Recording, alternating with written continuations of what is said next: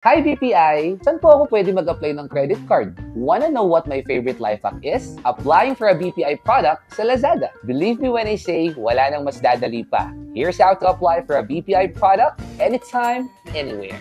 Alam mo naman kung gaano kadaling mag-checkout sa Lazada, di ba? Yan lang din ang kailangan mong gawin when applying for a BPI credit card. Check nyo lang yung official flagship store ng BPI sa Lazada, click on your preferred product, input your details, and check out. Just a reminder to double-check your email address before checking out.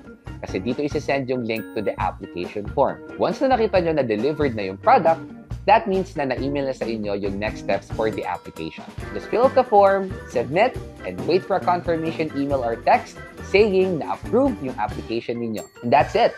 After that, may BPI credit card ka na, may Lazada gift cards ka pa. This is your sign to go get that BPI credit card now. As in, now na. Visit